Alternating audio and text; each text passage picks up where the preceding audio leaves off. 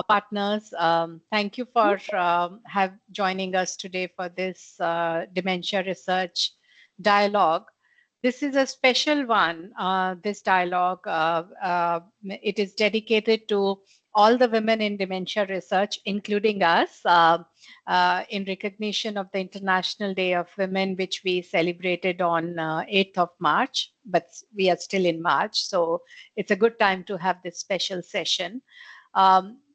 Many of you have been regular participants of these research dialogues, and you are very well aware that we have these monthly dialogues to help support the WHO blueprint for dementia research, and which the purpose of these dialogues is to how do we collaborate and how do we support the translation of dementia research into practice and policy. So today's focus, as I mentioned, is celebration dedicated to women in dementia research, but it is also about call to action. I would be preaching to converted if I tell you about the disproportionate share that women carry in relation to the global dementia burden.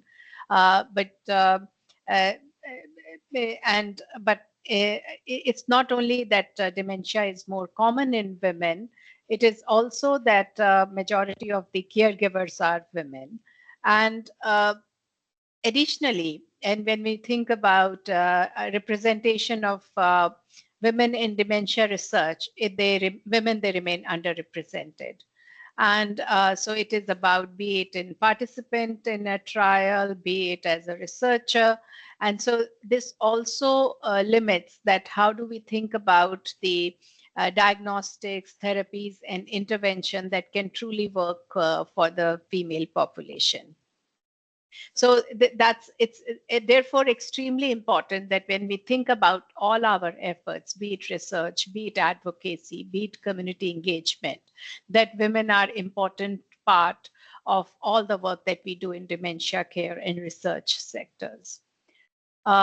But the reality is that there are many barriers, including barriers related to funding, career progression, leadership, recognition, when we think about the participation of women in care and research sectors.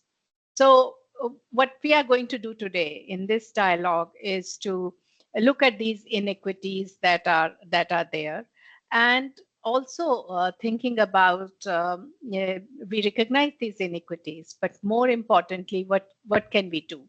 How can we strengthen representation? How can we expand leadership opportunities? And have a research ecosystem where women's voices, they shape the questions that we ask and the solutions that we pursue. So, and these are some of the important things that Blueprint focuses on. So Blueprint is not about trials. Blueprint is not about risk reduction or diagnostics. Blueprint has important themes in terms of thinking through, looking at any of the research through the angle of diversity, equity, engagement of people with lived experience, and equitable workforce development, and that we call as drivers of dementia research. And all of these needs to be inclusive and responsive to the needs of women. I'm going to hand over to Catherine, that is going to make a brief presentation to frame the panel discussion that is going to follow this.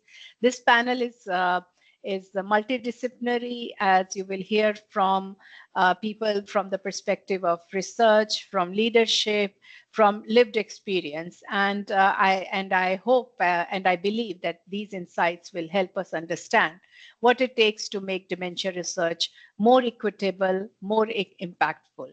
So thank you all for being here and your continued commitment to advancing gender equity in dementia research. Catherine, over to you. Thank you, Tarun, for setting the scene so nicely for this month's Dementia Research Dialogue. I'll be very quick in my presentation and really just try to frame what is going to follow, because we do want to dedicate the majority of the 90 minutes today on really hearing from our panelists. And in the true spirit of the word dialogue, we also encourage you, the audience, to participate and to post any questions that you might have in the Q&A section. And at the end of the panel, formal panel round, we will try to get to as many of those Q&A as we can.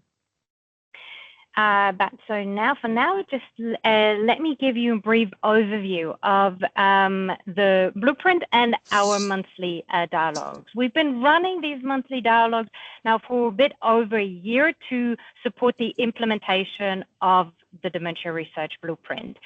We've done so with the support of our donor, Gates Foundation, and we're really hoping that the blueprint as a unifying framework will contribute to breaking down silos that we experience when it comes to dementia research and really allow us to create more impactful and more collaborative research. We're targeting, or the blueprint targets, researchers, governments, research agencies, the same way as funding bodies, industry partners, publishers, or civil society. So anyone really who has a role to play when it comes to dementia research. The blueprint outlines or identifies existing gaps, defines some actions, and set milestones to address those gaps across 6 thematic areas that you see here on the slide. They range from dementia epidemiology and economics to disease mechanisms, dementia diagnosis, drug development and clinical trials, but also dementia care provision, support, and risk reduction.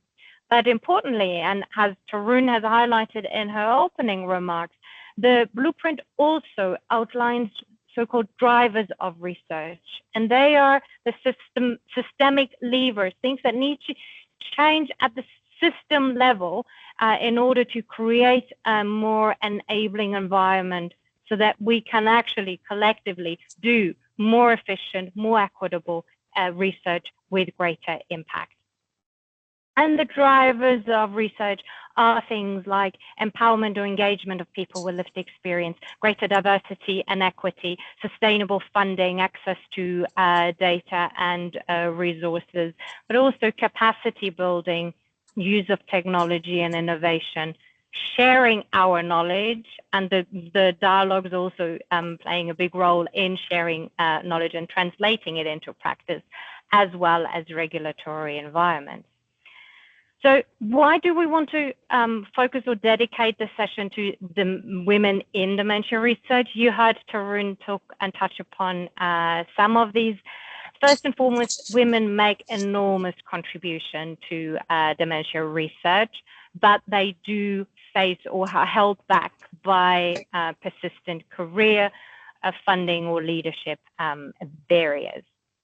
You also heard Tarun touch upon women providing a majority of informal care that gives them unique insights into research needs, yet it is those core responsibilities for caring that often create barriers for participating in research and contributing those unique insights. You also heard Tarun talk about the lived experience, women being disproportionately affected by dementia, and it's also their unique, be it through biological or social challenges, perspective on experiencing dementia that is crucial and often hindering them in participating in research. And last but not least, female workforces also leading advocacy at the community level. So we're hoping that with today's blueprint, we contribute to the ongoing dialogue. The session directly links and feeds into the blueprint strategic drivers and goals, addressing the gender gaps in research participation, leadership, and outcomes is an important way forward, or we see this as an important way forward. By bringing women's voices from research, caregiving, and lived experience into also priority setting and research design, We're hoping that this will make research more relevant and create a greater impact of the research outcomes for women. And similarly, understanding the sex-specific determinants and approaches to prevention, but also diagnosis and treatment, they also help support that the solutions we all come up with are as effective and safe for women as they are for men. But finally, we're also hoping with today's session to shine a light on the importance of supporting women at all stages of their careers, being from early career researchers to senior leaders, to really help and shape the future global research workforce in a stronger and more inclusive way. And with that, it's really now my great pleasure to introduce you to our 5 panelists today. We're thrilled to be joined today by Friederike de Maeyer, who is a caregiver for her husband and also the director of the Austrian Alzheimer's Self-Help Group. We have Melissa Melville, an early career researcher from London, UK. Sovana Aladi from NIMHANS in Bangalore, India. Antonella Santuccione, sorry, Chada. I knew I would mess up your last name. I'm really sorry. From the Women's Brain Project. And Stephanie Zavat, the director of the Paris Brain Institute. I'll stop sharing my screen now and come to the most exciting part of this dialogue, our panel discussion. Let me start with Friederike. Thank you so much for joining us, for making arrangements so that you can be with us today. Maybe to kickstart the conversation, help us understand really the realities behind our discussion today by maybe sharing your experience as a caregiver and what you think are the most overlooked needs of women caregivers or female caregivers in dementia research, but also in policy more broadly. What should we be paying more attention to? Yeah, hello. Thank you for inviting me. So I'm here to speak about my own lived experience as the wife of a man with young onset dementia. So my husband, Christian, is living with a Lewy-Body dementia. We are both 63 years old. We live in Austria. That's not our home country, but we ended up here. And he has the highest care level one can have. So he really needs intense care. And I'm always doing it by myself for 3 weeks. And then there is a nice couple from Romania helping me. And so this is the way I can handle it and I can finance it. When his diagnosis was, can you hear me? Okay. So when his diagnosis was confirmed, of course, you can imagine our life changed from one day to the next. He had been leading major construction projects abroad. He was a civil engineer, and I have been always working at Goethe Institutes as a teacher for German as foreign language and as a piano teacher. So we were living abroad, and then suddenly he was unable to work and catapulted out of his life and absolutely deeply exhausted. And overnight, I became responsible for everything. So for medical decisions, for the administrations, for the disability and pension procedures, and the organization of the daily life. And of course, I haven't been prepared for all of this.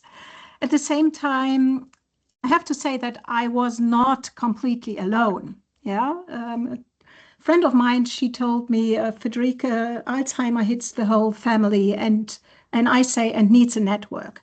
So one of the most important skills that I've learned after the diagnosis was courage to ask for help. And I have a psychotherapist through all these years, because this is not something I would have done before, asking for help. And I used my contacts that I built over all the years, and my friends and my colleagues. Most of them were working in the social fields, so they supported me enormously. So without them, the early phase would have been much harder. And I also have, maybe I have to say this here, I have also a strength, or my hobby is music. So I'm singing in several choirs and I play the piano. That's what I've learned and studied. And music has always been a big part of my life. And this gives me an energy and stability, for all these moments which are coming up through the disease. And I'm very grateful. I know this, I'm privileged to have this. And from the very beginning, my husband and I were completely open about his diagnosis. Luckily, my husband did this. He has been outing from almost day one. So we didn't hide anything because hiding would have cost additional energy that we needed for other tasks. And this openness also helped us maintain friendships, which is very, very important, and social contact. So Austria offers many services for family affected by dementia. But in the beginning, I couldn't see the forest for the trees. You receive brochures and information, but you still don't know what actually fits your situation, and especially also not only emotional situation, but the financial situation, for instance. Every family and every person with dementia is unique, and yes, that is something I have been experiencing, all these brochures and information centers. But I did not know about all of them in the beginning, and I did not want to read too much about it.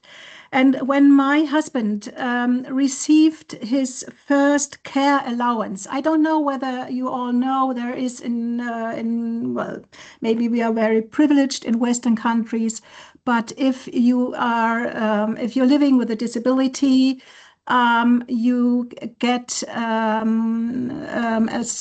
state an allowance paid by the state.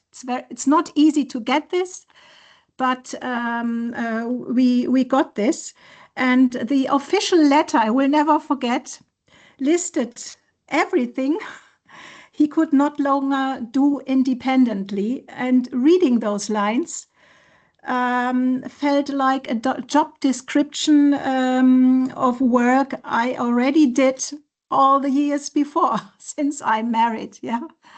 So meal preparation and procuring food and home cleaning and laundry and all this. I mean, this is something I always did before as well, but it was listed, so he couldn't do this anymore by himself. So it made me aware once more how invisible women's caregiving is. I grew up, maybe this is a biographical detail, which is maybe interesting, as the oldest of 4 children, and so taking over responsibility has been part of my life for a very long time. And I followed my husband to international sites, and I've been a teacher, so I always put my career behind his.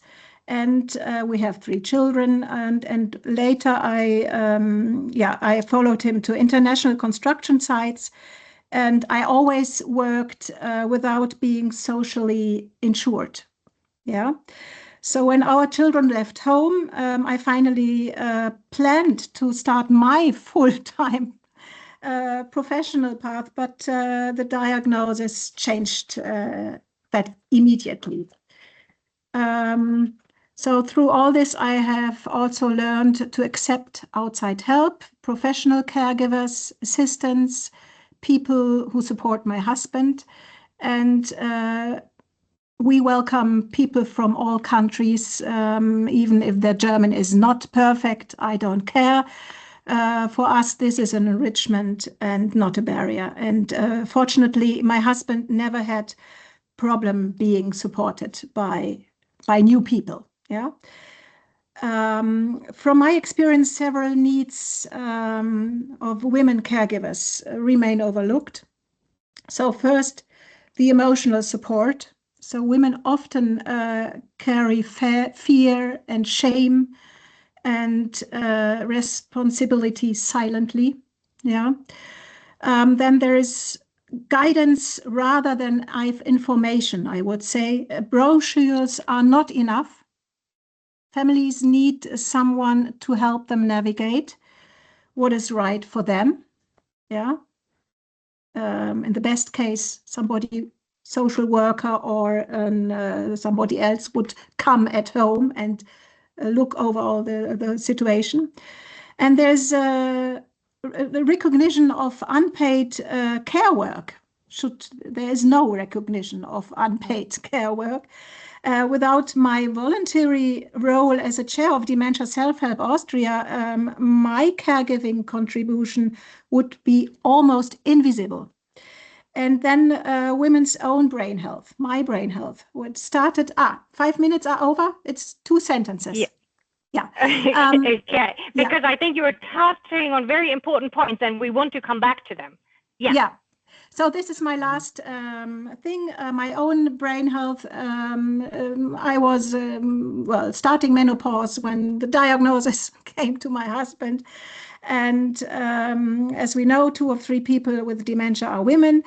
As a caregiver living under chronic stress, I sometimes ask myself whether my own risk is increasing. And it does. Yeah. So for me, when we talk about women in dementia research, I think we should not only include women living with dementia, but also women who care. And yes, so this is what I have to say. I hope 5 minutes, it took not more than 5 minutes. And thank you very much. Friederike, we'll come back to you. Thank you so much for sharing your story, your husband's story, and also alluding to the difficulties that, and even more so, a great appreciation for you managing to be with us today. Now, moving the panel to Mel. Mel, you're still early in your research career, but maybe you can also tell us a little bit about, what made you choose your research career and this path, and what some key moments or challenges have been that really shaped your journey so far. Thanks very much, Katrin. And I also want to say thanks to Friederike as well. It's so hard to sum up all of your rich experience as a carer and a wife in 5 minutes. And I go into lots of people's houses in my work as a dementia researcher, and I hear these stories all the time, but it's really hard hitting every time, and it takes a lot of courage to share it with us. So thank you. I'm really happy to be here today representing early career researchers. So I work with Professor Amy Spector at UCL as a part-time PhD student. Some of you might know Professor Spector for her work in developing cognitive stimulation therapy.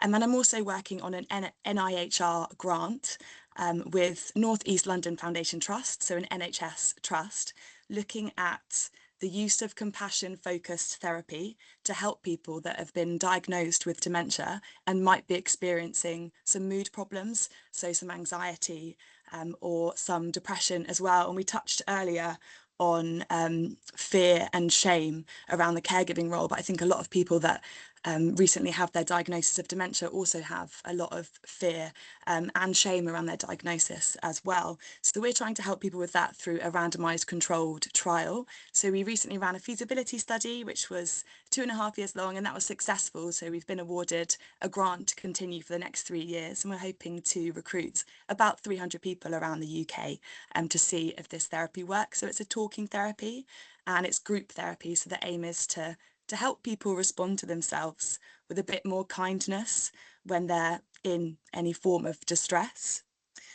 So in terms of how I got to this particular role, I did train as a chemist originally, and I found out that I was much better suited to working with human beings than I was working with my head in the fume hood.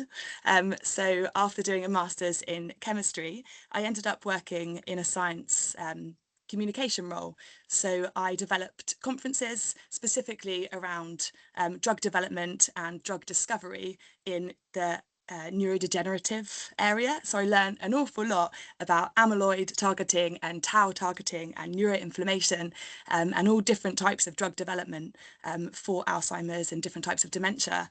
And I think through this job, which I loved very much, I started to realise there was a really huge gap, and it's really fantastic to get excited about potentially curing this disease. But I was wondering what there was for people that were experiencing dementia, like what is there for them? How can we help people that are going through this right now?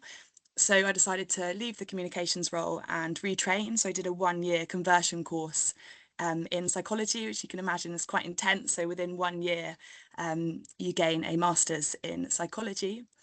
And then I ended up applying for a role with Professor Amy Spector, which has been really, really fantastic. And I've learned an awful lot in this role as a clinical trial manager, but also trying to do a PhD at the same time.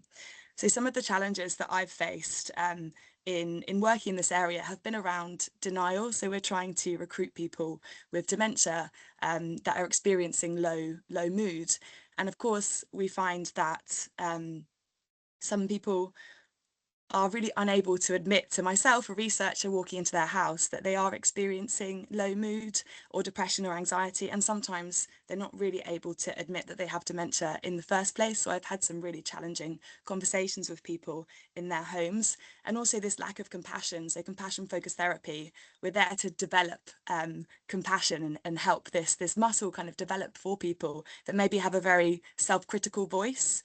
It's very easy for me to be compassionate to you, and hopefully for you to me, but this self-compassion, this voice that we have is really, really difficult. So that's what we're trying to help people with. So I found that quite tricky, trying to explain the concept of compassion and explain to people that are in the older generation that having compassion for yourself isn't wishy-washy or self-indulgent. It's really, really important.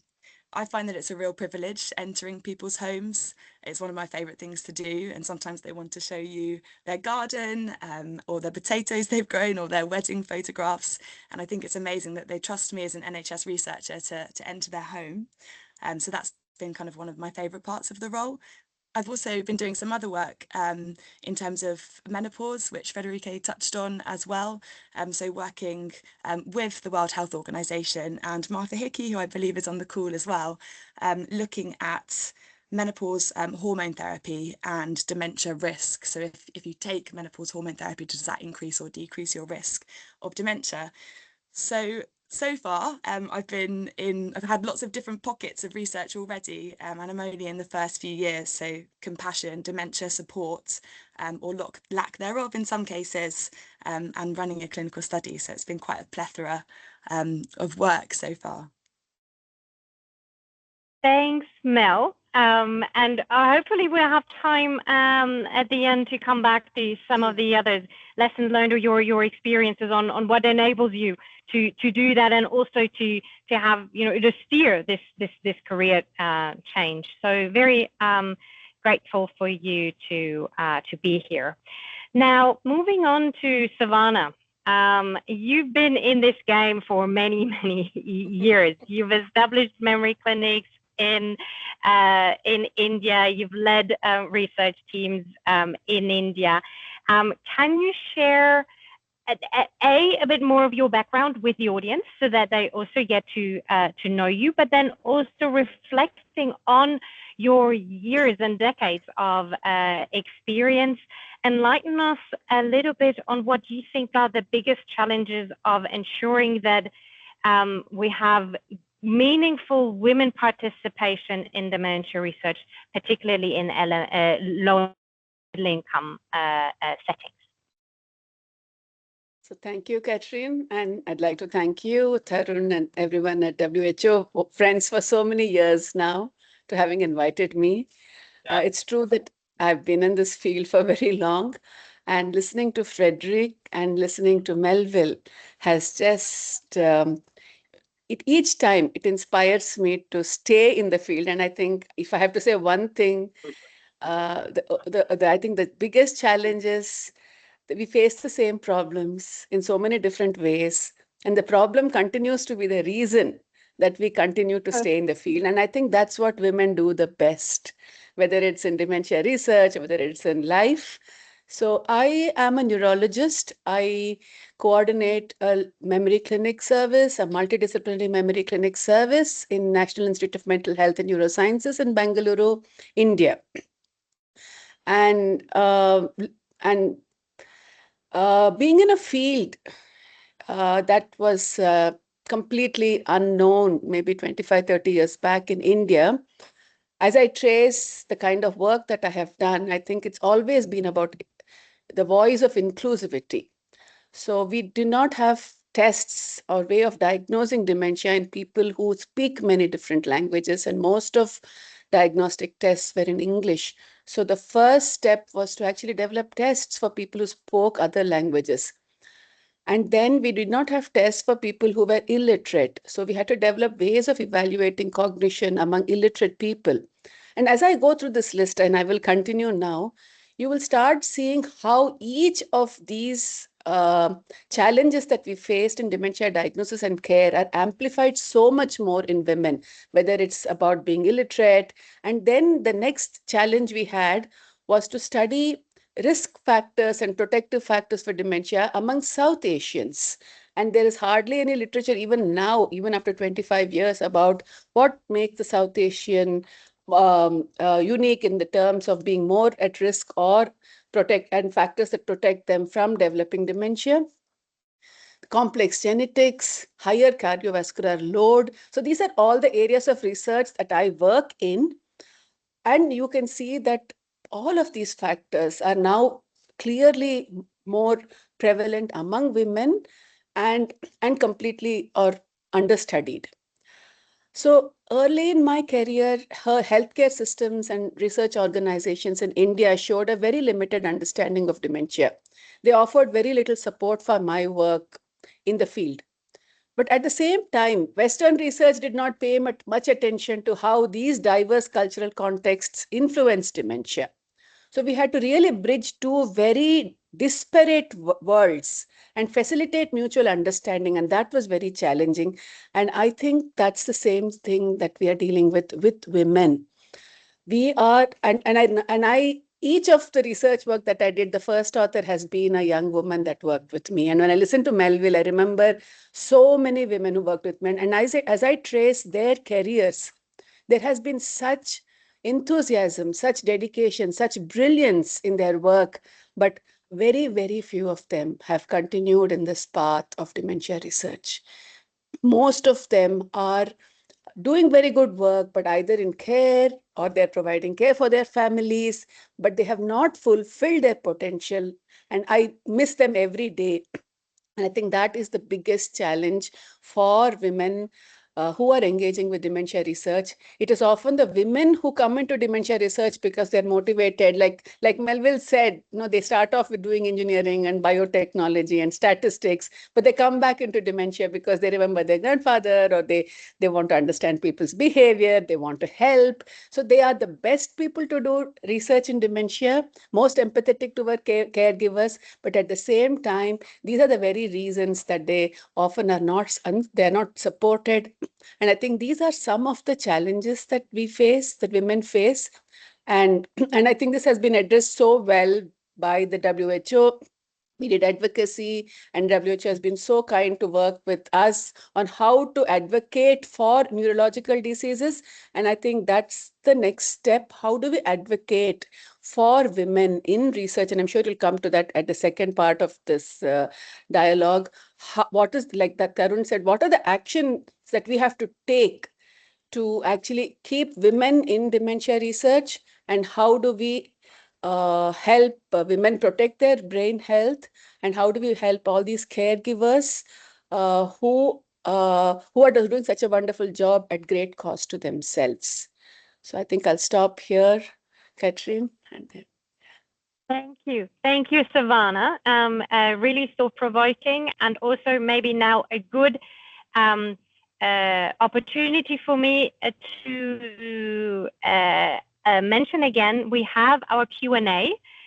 Please, audience, make use of the Q&A to post questions, but also if you already have some of the solutions or ideas to the challenges that you heard, please feel free to put them in the Q&A also. And I'm sure I'll come back to you, Savannah, for a second round of follow-up questions. Now over to you, Antonella. Now with the Women's Brain Project, you've really been at the forefront of investigating or highlighting sex and gender-sensitive brain health research and the importance of that.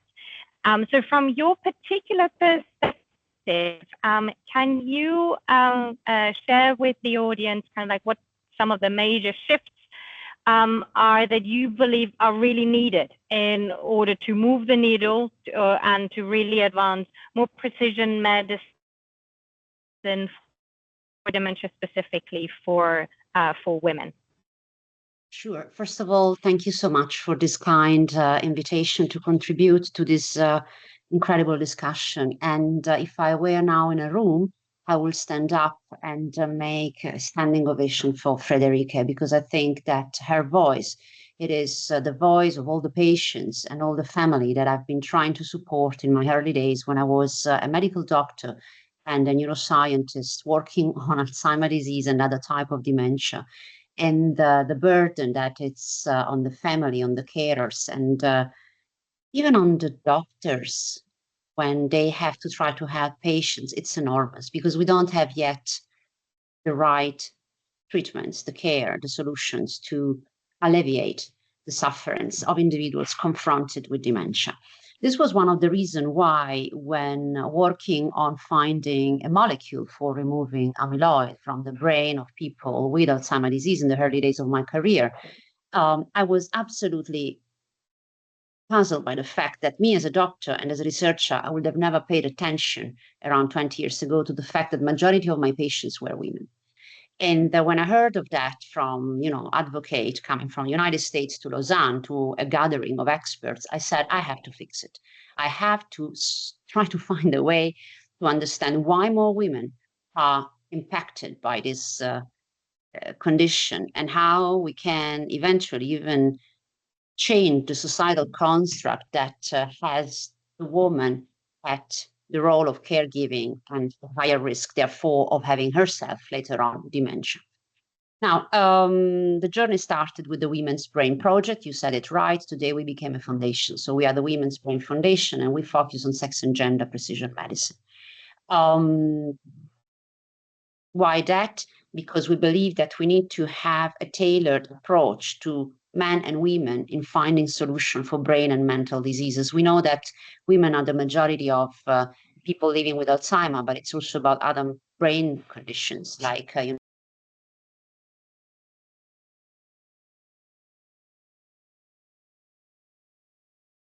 Antonella, you're on mute. Sorry, we can't hear you.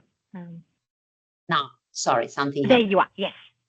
So what I'm trying to say is that we need to have a sex and gender precision tailored approach to how we design clinical trials, how we conceive diagnostic approaches, how we tailor the care around the patients.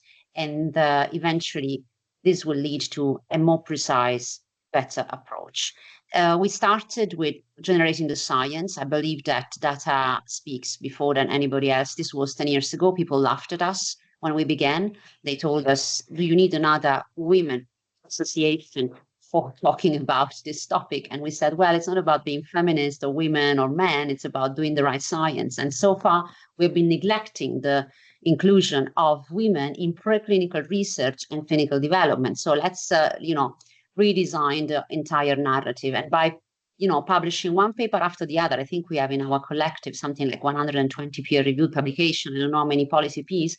I think we can talk today about what we are discussing. And you ask what it takes. It takes, first of all, the energy, the resilience, the perseverance, the fact that you have to move funds to make your own independent research. Without independent research, we wouldn't be here today. This was an independent initiative starting with peanuts in terms of funds, but the stubbornness of the people in the room, men and women, in advancing the science on this topic brought us today here. And we need to redesign also the endpoints that we use to measure symptoms of brain and mental diseases such as dementia, because as far as we use standardized clinical endpoints for men and women, we basically remove the nuances of, what it's a symptom that impacts a woman or that impacts a man. We know that differences exist, for instance, in symptomatology. Women will have more depressive symptoms, more delusional, men tend to be more aggressive. We know that women have more verbal resilience that masks the symptoms of Alzheimer's, and they get diagnosed to a later stage when things are too late in the trajectory. And the story goes farther. Thanks to our work, we just done a meta-analysis on this new biological compound, antibodies to remove plaques from the brain of women. Our evidence is proof to the fact that they work better in men, not in women. So it's real. It's not about just, talking about equality or justice. It's about doing the right science. And maybe it's about higher dosage, different way of administration, might be, different timing of the day to administer the drug. We just don't know. And finally, but not least, I think that we heard about menopause. We heard about changing hormonal status around the middle of the life of a woman, given to the hand of the reproductivity phase. Nevertheless, I want to just emphasize two things. There is also andropause. There is not just menopause. There is andropause and menopause.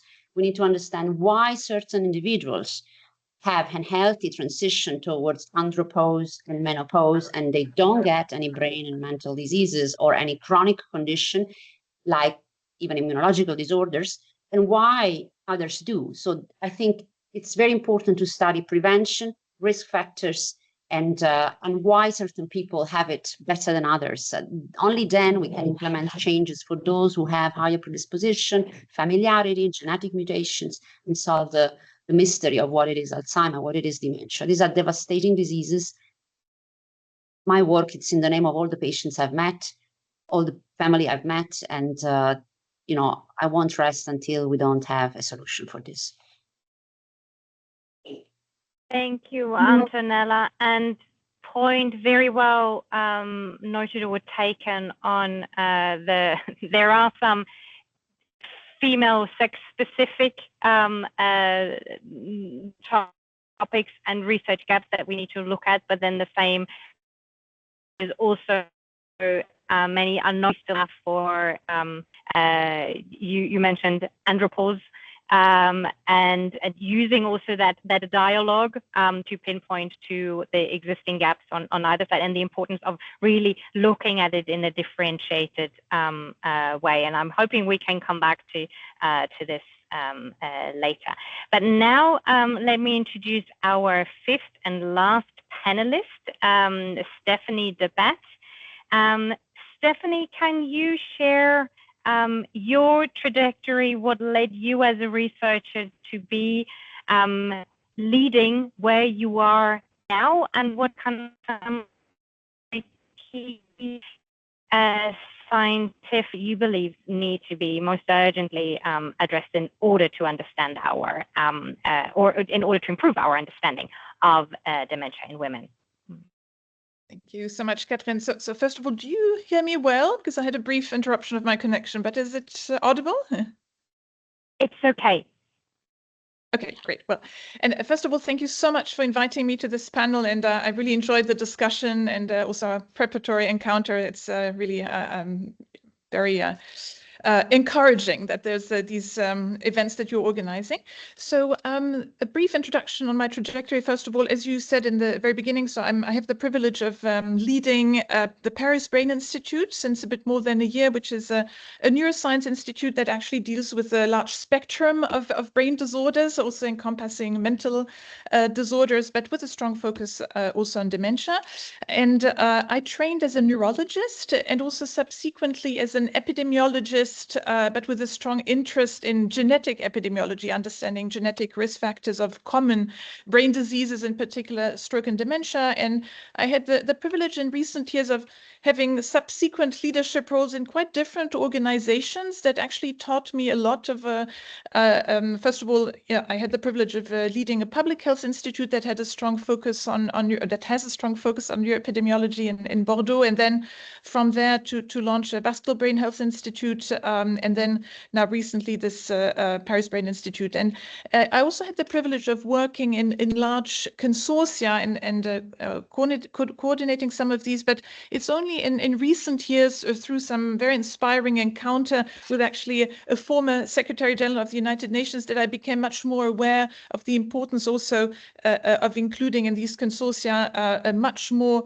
participation from our colleagues from the Global South at large, and also having more diverse oriented research. And so to come to my research and maybe your second question on the gaps that I may have identified. So my research has been focusing on, I would say, two main dimensions. The first one is to understand better the vascular contribution to dementia and how that plays a role across the lifespan. And in fact, we've heard a little bit also from Antonella the importance of prevention. And it's been shown now quite robustly that almost half of dementia cases could be prevented. And a large part of this prevention goes through modifiable risk factors, much of which are vascular risk factors. And this also, there are ways to detect these to detect early stages of vascular brain disease that maybe something that moving forward could be contributing to addressing this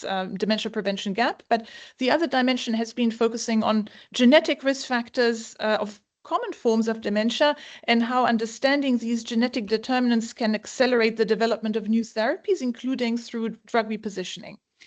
And I have to acknowledge that in that field of research, although we have been receiving, and that's maybe a reason why we've been receiving them, increasing incentives to engage more in studying the gender-specific risk factors, including gender-specific genetic risk factors, there has been really insufficient research in that field. It's almost become a requirement for certain journals now, and also some of the funders at the European level emphasize that a lot. There are actual calls dedicated to it, but it's still quite insufficient. And I think part of it is a lack of awareness. Another part is that sometimes there's a lack of power to study gender-specific effects, and I'll come back to that. And then when we identify gender-specific risk factors, for instance, then it's quite important to understand why these occur and to really decipher the underlying mechanisms so that we can take action to address these differences. And so in my field of research, for instance, one observation has been that vascular brain lesions that are silent on brain imaging, they are called white matter lesions, that very, very common in the aging population, in fact turn out to be more common in women after menopause. And we don't exactly understand that. And so probably, some hormonal factors play a role, but it's only, after menopause that you observe these differences between men and women, and also between menopause and non-menopausal women of similar age. So understanding the mechanisms is important. And also a last point is understanding how these gender differences may differ depending on the background, the geographical background, ancestry background, socioeconomic background. I think this has not been tackled very much. And I think this is a space where consortia can help, international consortia, because they enable to have more larger data sets, so more statistical power to understand these gender differences, and also more diversity, and also more expertise, more diverse expertise. And I think this is maybe an area where we need to push women to contribute also more, be more invested also in terms of research contributions from women, more invested in these large consortia. So maybe I could stop there. And yeah, thank you so much, Stephanie. Some of the points that you've raised in the second round, where we've focused more on kind of what might help us now in actually addressing those gaps. Yeah, points very well made and noted. I want to pause very quickly yet again for a quick ask or encouragement to the audience to share in the Q&A, maybe also if they are working in areas or if anything that they've heard now from the panelists resonates particularly well with them. We have these monthly dialogues, so the idea is not necessarily to just hear from the panelists, but also to share and work on future collaborations. But with that, I'll go if there is. I wanted to follow up on something that Friederike had mentioned at the beginning. And then I think Antonella also picked up on it. And please, other panelists also feel free to jump in and kind of respond to each other and the conversations that you're starting. But Friederike, you mentioned something that many of the things that you now do for your husband, you almost do naturally. This kind of like you've always done certain things. That Antonella mentioned the societal contract of many responsibilities that women take on a daily basis, often without even asking or questioning them. So that brought me back to some of the needs that you mentioned, and I wanted to know whether you could particularly share maybe what barriers or what is preventing you as a caregiver, or especially as a female caregiver, to engage or influence dementia-related services or the decision-making, the research, or coined otherwise, what do you need you to enable or to enable you to do that? Well, first of all, the question I'm asking myself since a couple of years is, what if I would have gotten this bloody diagnosis? Would my husband reduce? Would he have reduced his working hours? Would he take care of me at home and not put me in a care in a home? This is what I'm asking myself. But you're asking for this what women would need as a structural aid, or yeah, I mean, even having you now here being part of that conversation. I mean, this is what I would that would be that my work is recognized as work and not as she's doing this, she's a woman, and and women are like this and they are always helping. But there's a financial burden. And first of all, my husband had to stop his work when he was very young. So this means his pension will be low. And my work as a caregiver, so I reduced all my, or I stopped my job. Yeah. Some 1 year ago, I could not go to work anymore. So now I have this, we call in German Ehrenamt, as a chairwoman, but this is still enough work, but I can do it when I have time. But what would help me would that the pension system or that would recognize my work and that I have a financial security. I don't have this. That's why I'm doing I'm an informal carer, because I have will have to. I have to look how I can finance the whole thing. Yeah, even we get an allowance from the state. This is a very big barrier, and it also keeps women away from taking part in research. Because every time I'm going somewhere, I need somebody to take care of my husband. So, and I have to finance this. This is one of the barriers. Yeah. I'd like to make a very short comment, if I may. Sure. So I think that here we speak about the underpaid, unpaid, or barely paid caregiving work that women bear around the globe, and it does not get even taken into account in the global GDP. One provocation would be that if women will stop for doing this worldwide for a day, I think that the global GDP will drop drastically. And maybe it's an experiment that we hone to the planet and see what happens. We have been publishing the new concept of the women's brain capital. What Friederike speaks for, it's the capital of the women's brain that, as I said, it's not yet taken into account necessarily in the way we measure productivity globally. And it's our own responsibility to rewrite policy and societal changes where this is absolutely becoming a must. Mm-hmm. Yeah. Thank you. And you talking about the brain capital, kind of like the female brain power, Women made brain me think capital. of something.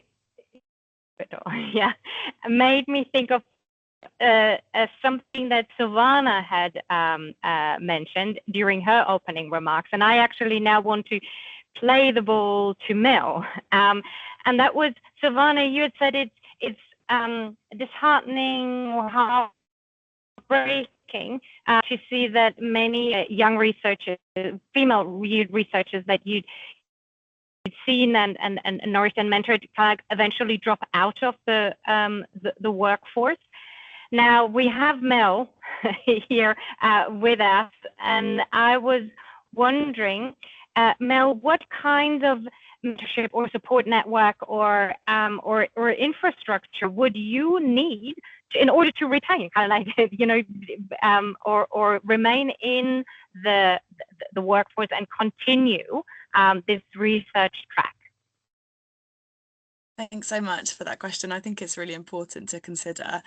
So I think good mentorship is so key, and I feel really, really, really lucky because I'm mentored by Professor Amy Spector and Dr. Deborah Lee, and they are very powerful, wonderful women who really want what's best for me, which is amazing. And I understand that a lot of people, a lot of my peers doing PhDs, they don't have such incredible support, and so it's quite isolating and hard for them.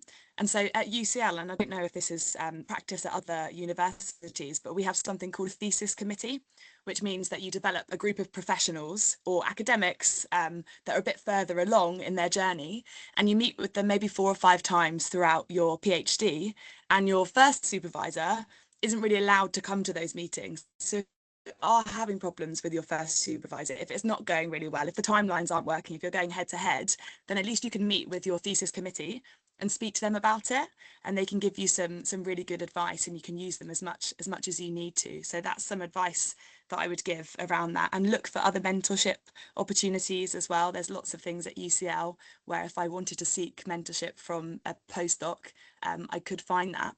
And then I was thinking about institutional support. So I need to acknowledge that right now I haven't needed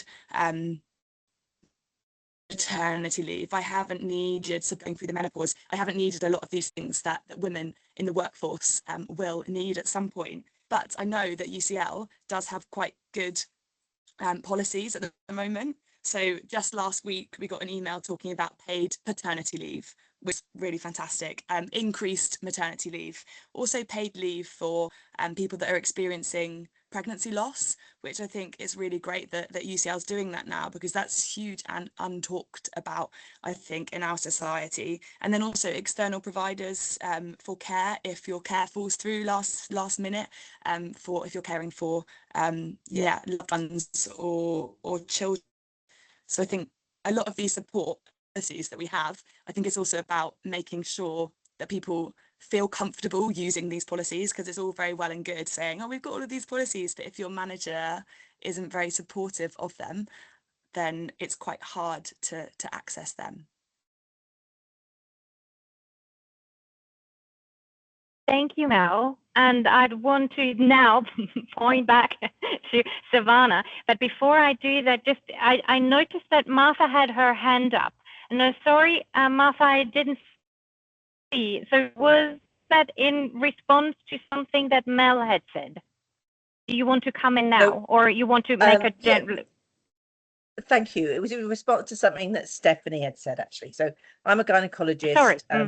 I work in menopause, and I'm a researcher in menopause. And I think with the limited resources that we have to try and understand sex and gender differences we've talked about, we need to stop assuming that every difference between males and females is to do with hormones.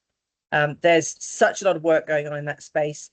Mel and I have recently completed the systematic review for WHO on menopausal hormone therapy and dementia, and showed no benefits at any ages. So let's think beyond hormones when we're thinking about how males and females might be different. Sorry, Okay, I hope I did not convey the impression that I was claiming that. It was definitely not. No, you weren't, Stephanie. That's why I picked up on it. You actually talked more broadly about how those things might differ. So thank you for that. Okay, and I'm sure we can come back to some of it later, but thanks for for pointing out and for clarifying. Now, I wanted to go back to Savannah, like doing some ping pong game here between Mel and her. So Mel had now mentioned some like institutional support systems, or I don't want to call them benefits, but kind of mechanisms that are in place to support the workforce, and to support workforce in kind of either way.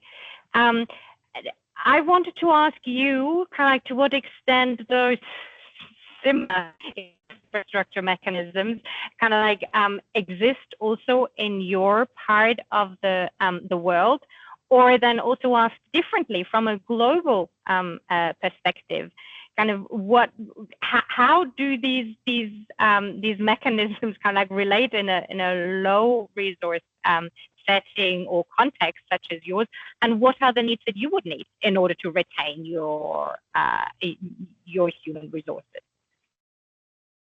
Right. So I think at every level, at an individual level or at a systemic level, there has to be an intentional focus on supporting women, whether it's, and I think it has to be every day. It has to be a choice that you make every day. When a researcher joins you, one of my star researchers remembers me asking her, okay, so when are you going to have your children? I didn't ask her what research topic she wanted to study, because I kind of realized that she had got married, and I think it was for 4 years.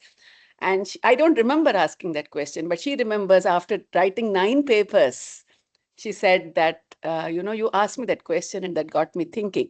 So I think knowingly or unknowingly, we are constantly, especially in senior positions, we are setting examples, we are obstructing growth, or we are enabling, facilitating growth. And this is something every senior, not just, I hope one of my epilepsy team is here.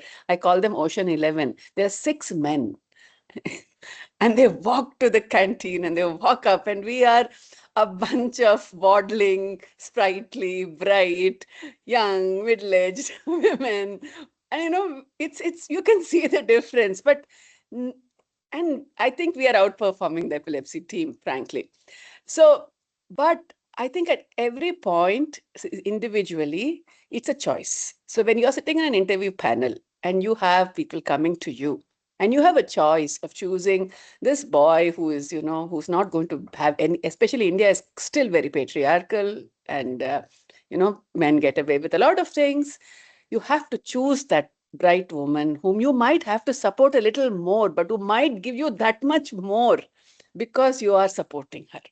And it's worked brilliantly. Though I did say they have, there has been a, leaky academic career for them.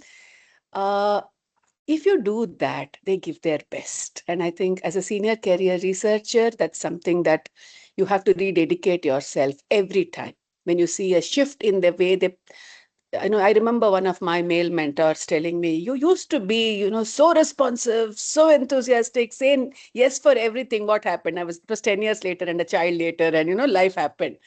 So I don't think, oh, have I changed? So I see that now in my younger researchers, and I remind myself that, they are the same people.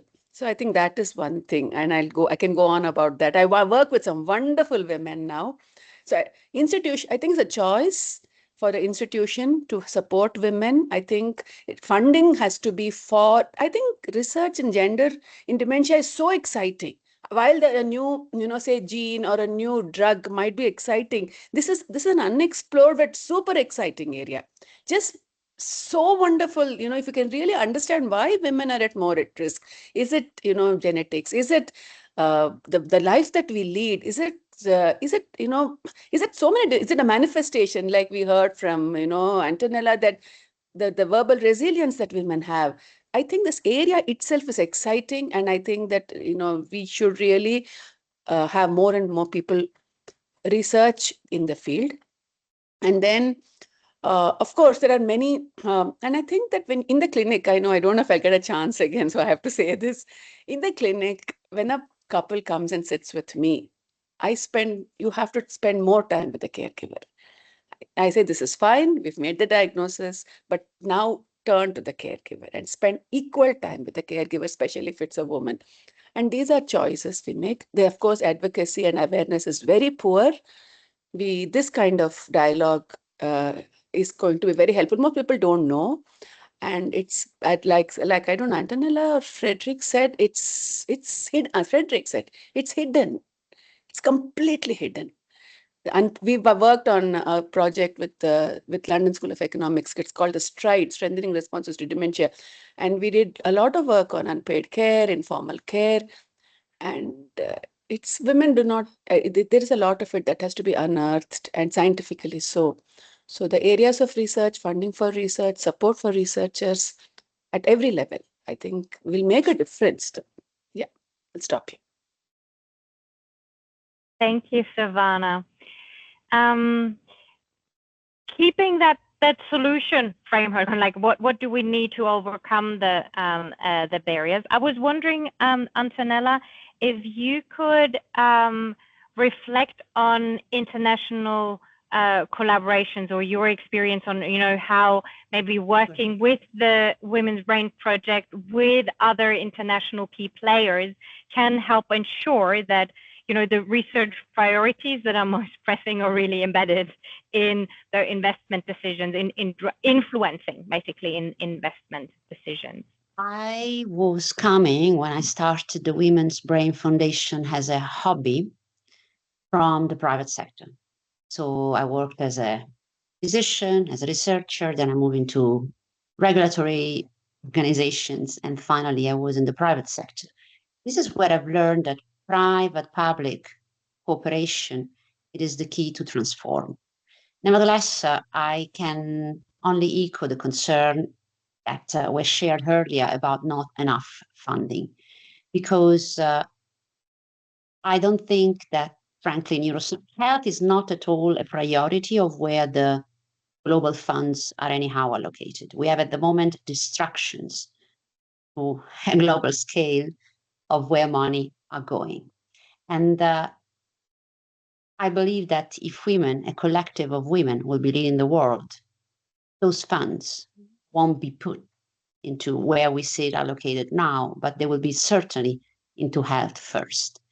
Then if we go to neuroscience, the problem becomes even bigger, because neuroscience, it's, the orphan area of the entire medical ecosystem, simply because the brain is complex. It's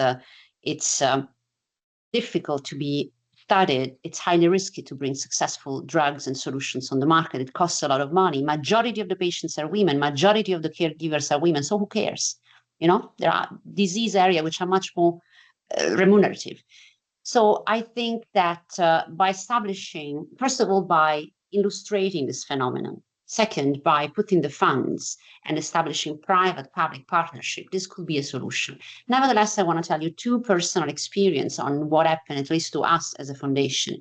We have applied at some point for becoming a research institute. You need the big funds, you need the millions. You cannot keep on doing independent research with, money that either you invest yourself or your friends or the little grants you get over there. We were told that as we are so successful, why would we need more money? That's the paradox of where women stand when they decide to lead the science. And this is one of the comments of one application we recently filed in. So I think that we need to reconsider where these funds, as I said, are allocated. Our work with the McKinsey Institute of Health, which is again a public-private partnership, showed that out of the 1 trillion return of investment that the report of McKinsey Institute of Health disclosed with the world at WEF 2024, deriving by doing research in women, actually one fourth of that 1 trillion, which is 250 billion, will derive by doing research on the brain of women. Now, how can we make governments, how can we make organizations believe that this is the way forward and bet those money on the research that needs to be done? I don't know. I don't have an answer. I can tell you that I have a very provocative example to be shared with the audience, and I hope that it will be allowing us to see things into perspective. The Swiss government, I live in Switzerland, allocated 11 million for 40 years to solve the problem of gender medicine. 11 million over 40 years. You might think, oh, wow, that's quite a lot, doing something. The house of the elephants in the zoo of Zurich city costed around 60 millions. Elephants, 60 millions built in 2 years. Women, 11 millions, 40 years, gender medicine. So, you know what I mean? We have to really speak with those who decides where to put the funds and foster innovation in this space. For solving the problem, I conclude saying that the Women's Brain Foundation is working with investors, with venture capitalists, with other foundations, with startup and innovators to create an accelerator towards women's brain health and discoveries for sex and gender precision medicine. I hope that this will become priority for all those who have to take decisions where to put and bet their money on. Thank you, Antonella. And I love elephants. I love elephants. Just to be very clear, it's not about elephants. It's just to give the dimension. And it is sometimes difficult to understand or compare like for like with some of the spending decisions that are being made. But maybe, Stephanie, you can enlighten us a little bit, again, coming from your perspective of having led large consortia, to what extent might they, be part of the solution and help us bridge or strengthen gender equity for dementia research? So in particular, with respect to leadership of women, is that particularly because you could take it from different angles, but yeah.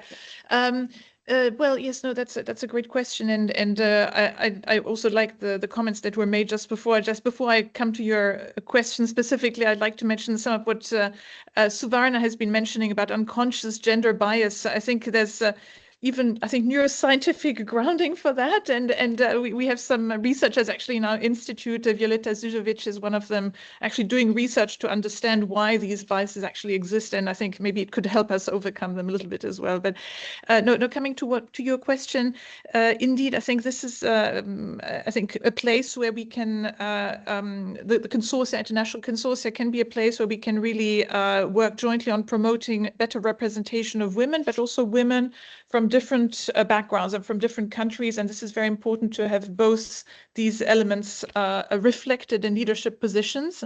So one very simple thing is to ensure, and that's what increasingly many consortia are doing. It's not yet universal, but to really ensure that there's systematic, gender balance in the committees, in the leadership committees. I think that is a starting point. I think to have really the voice of women and women from different backgrounds reflected in these leadership committees. The consortia can also help provide mentorship opportunities for women, and I think, but these mentorship opportunities for women should obviously come from women, but not only from women. I think men can also be trained to mentor women for leadership position. Because one of the problems, and again, paradoxically, this leads to even more inequality, is that because there are fewer women in leadership positions, and because more and more organizations want to have gender balance in their committees, then women are solicited for many more committees, and so they have much more burden on working in committees and leadership of other women and so on, and then it becomes again an inequality because they have less time to dedicate to their own research and so on. So we have to be careful about that. But obviously they do need to have some role models and female role models. And I think it's also important to really be proactive in showcasing the success of women, encouraging them by showing examples and then showing them that it's possible as a woman to reach leadership positions. And in some of the consortia I've been working in, we have been organizing prizes for a mid-career leadership of women, because sometimes it's quote easier to have early career leadership, but then, as you said, Suvarna, then often they stop after that and don't go to the mid-career and even less late career stage. So yeah, there can be mechanisms of reward, of showcasing success, and of leadership training. So leadership training and making also women aware of the biases they are confronted to, because often, because they are hidden, they are not known also to women, especially in the early stages of their career. I ask my daughters, they say, well, what biases are you speaking about? They don't notice yet, it comes further along. And I think making them aware of what the barriers and the hidden barriers are so that they can overcome them better is important. And so I think bringing the heads of different experts together in consortia can help for sure. Thanks, Stephanie. Before going to the audience, Friederike, do you want to respond to something that Antonella or Yes, Stephanie I wanted said? to respond to Antonella and to Stephanie, because first of all, I told you I'm in some committees as an informal carer, and I'm speaking of my experience. And every time it comes to the executive board, they're only men, at least here in Styria. Yeah.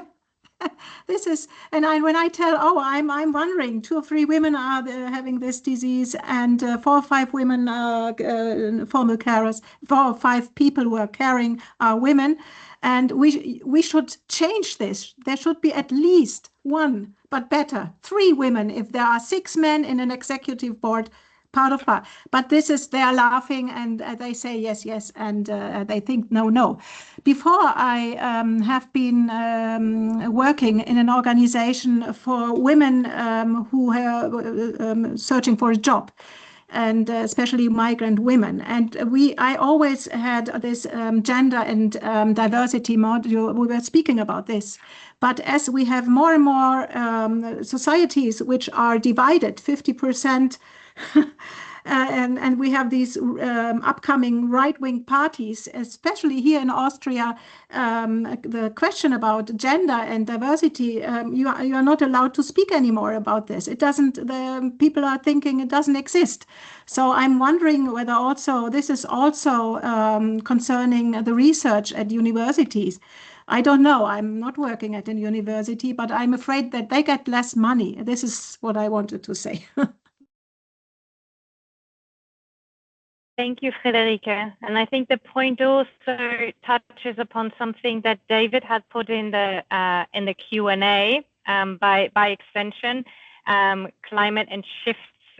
So the question that David posted in the Q&A particularly said, given the worsening climate of trans and non-binary people living with dementia, can we address any mitigation in the global north and global south, and particularly with, sorry, without wanting to derail our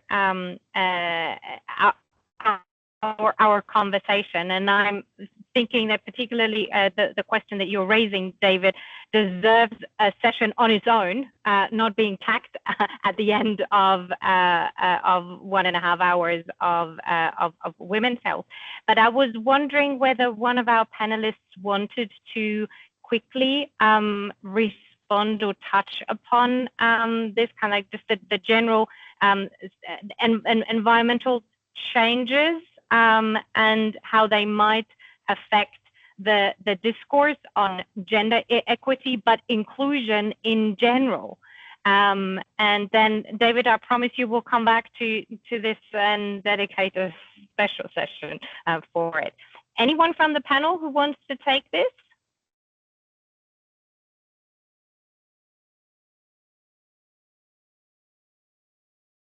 I think Antonella is saying it's complicated, but you're on mute. No. Nothing is complicated. It's just a matter of willingness. And actually, what I can share is that we have been updating this year the risk factor that were set up originally by the Lancet Dementia Commission, including poverty, HIV, and sex.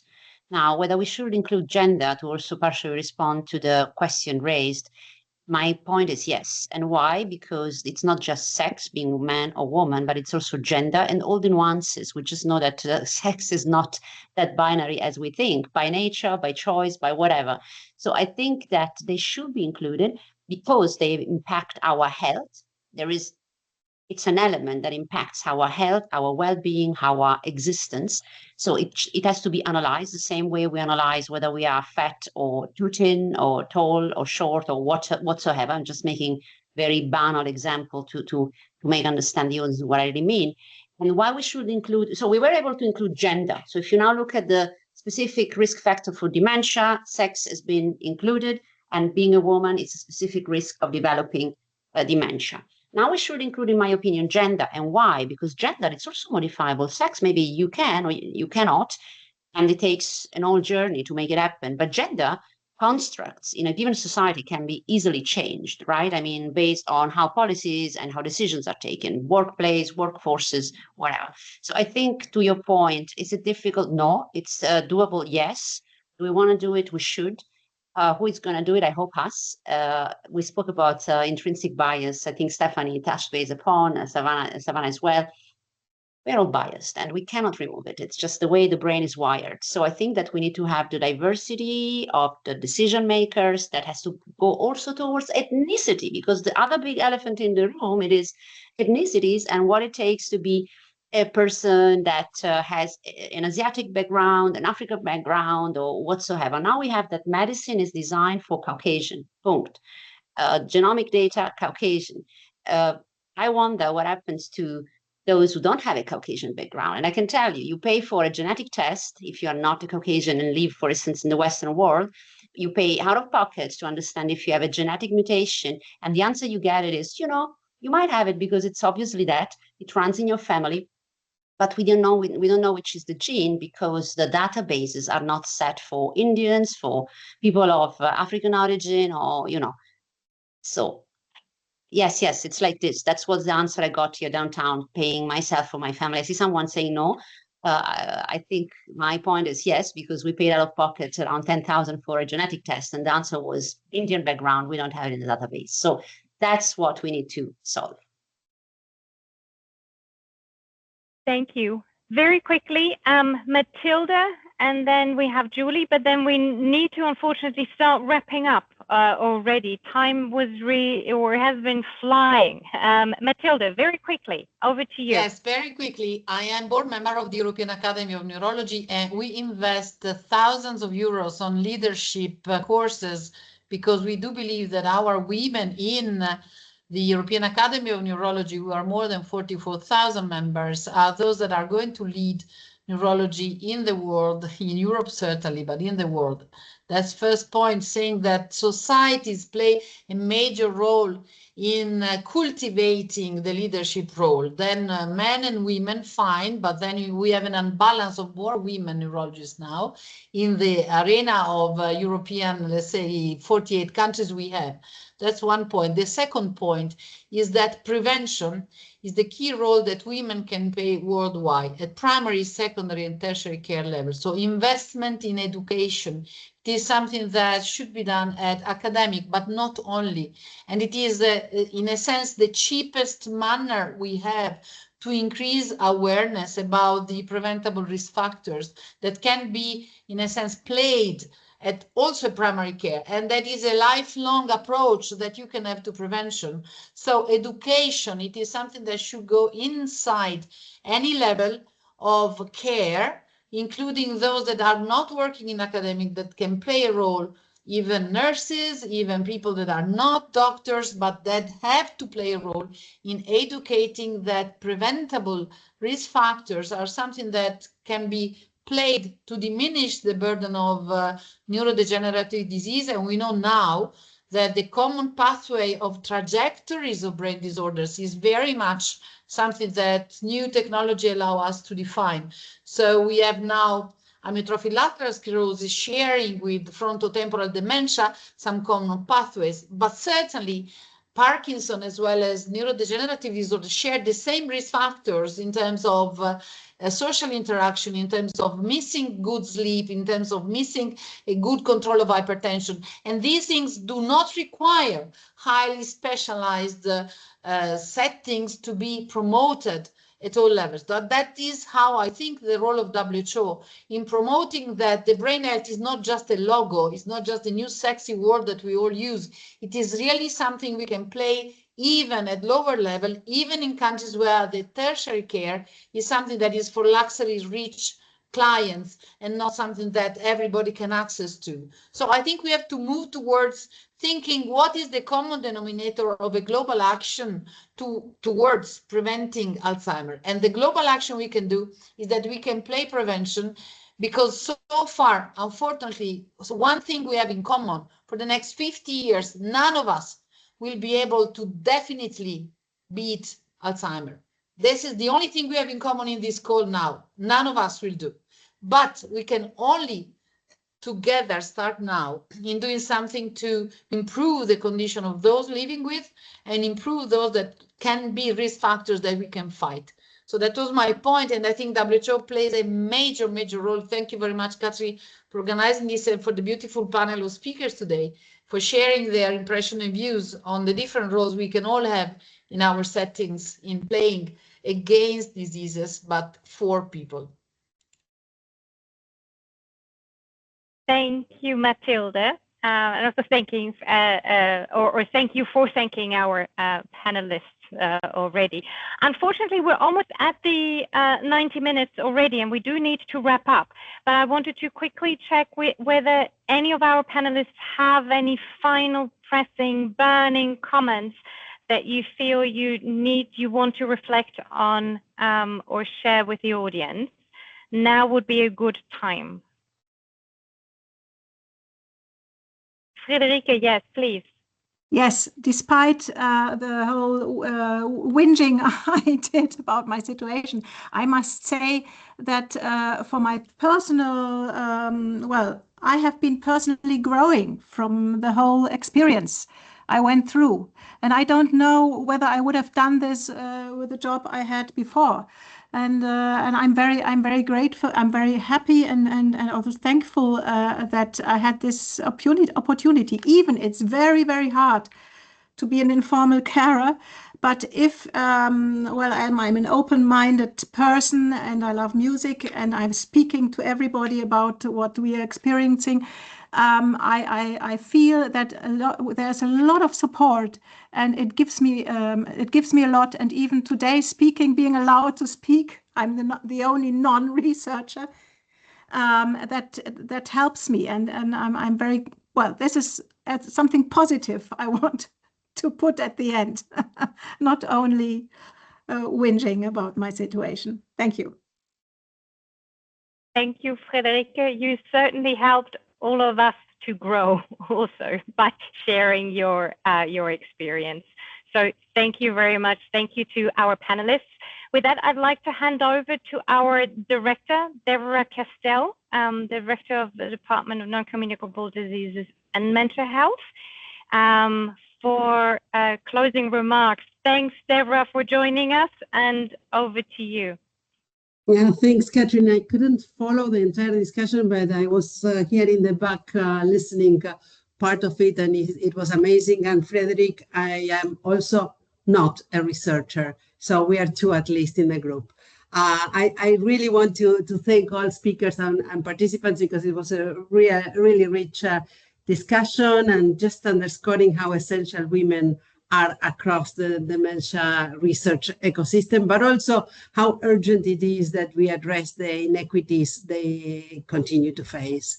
So we heard powerful reflections on how women continue to lead sad dementia statistics as individuals living with the condition, as caregivers providing majority of informal care, and as researchers navigating persistent barriers in funding, recognition, but also leadership. So we also heard about biological, social, and economic factors that intersect to shape women's risk and vulnerability in ways that demand more gender-responsive and inclusive research approaches. The message was clear. Equity is not a peripheral issue, it's a foundational to scientific quality, ethical integrity, and global relevance. When women are underrepresented in research, our evidence becomes incomplete. When women are not included in leadership, our priorities are distorted. And when women with lived experience are not engaged, our solutions fail to meet real-world needs. So today, Dialogues directly advances the aims of the blueprint for dementia research, particularly its commitments to diversity and equity, lived experience engagement, sex and gender-specific research, and workforce strengthening. As we look ahead, WHO remains committed to advancing these goals in partnership with all of you. And so thank you again for your contributions. Thank you for the team who put that together, led now by Catherine, but not only her. Leadership, the commitment to building a dementia research landscape that is more inclusive, is more equitable, and ultimately more impactful. We look forward to continue this collaboration with all of you. Thank you. Thank you all, and see you next month. Bye.